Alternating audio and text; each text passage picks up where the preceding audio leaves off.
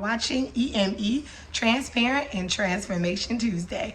I am Alexis K. I'm your host on Tuesdays, and on Tuesdays we like to let a little light in. In order for us to continue to be the salt to the earth, we've got to continue to transform, allowing God to do the thing that only He can do, see inside of our hearts, bring out the things that perhaps we don't want to talk about, and start working on them. So y'all know we're in the Advent season, and we've gone from hope, and now we are moving into peace. Ooh, don't you just love the word when you say it? Peace. Peace. Peace.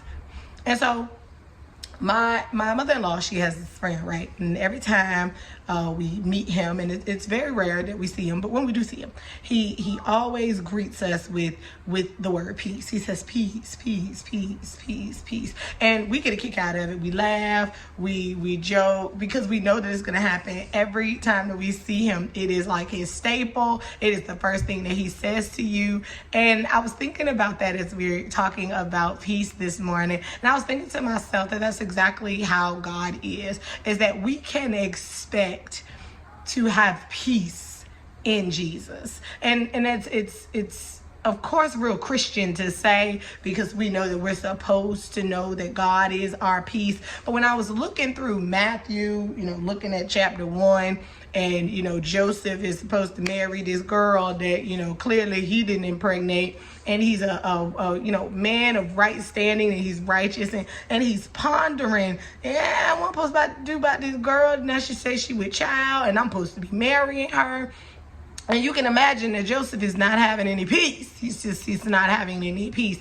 And yet God brings the angel to him to kind of remind him, hey, listen, it's all good. This is a part of God's plan. It's all good. This is a part of God's plan. And I was thinking about that as, we're talking about peace and Advent, and how Jesus is the fulfillment of peace for all mankind. And again, it sounds real Christian, but when we bring it back into our daily life, it's simply just remembering that the peace that we're hoping for in whatever situation, whatever we're going through, even with the world, it used to be that the Miss Americas, they used to say all the time when they say, well, what do you want more than anything? And they say peace on earth. It's funny because nobody says that anymore. But we have to get into this posture where we understand that peace, as much peace as we could possibly have, we have it. It is here. It is for us, and it walked the earth in the form of man, and then it was left for us in the spirit. So we do have peace. We have all the peace that we need. We got to tap in.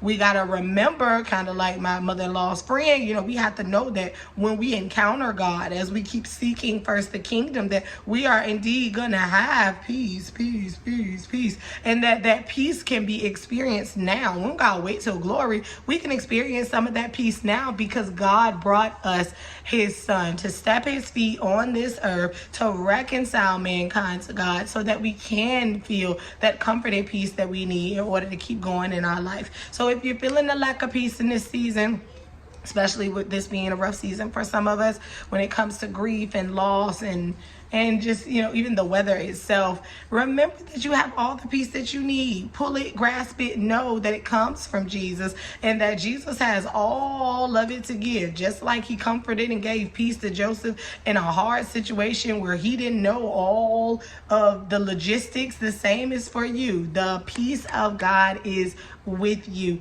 Don't allow anything to make you feel like you can't get the peace that you need in order to keep going. I love y'all. I'll see y'all soon. And in the words of my mother-in-law's best friend, peace, peace, peace, peace, peace. Love y'all.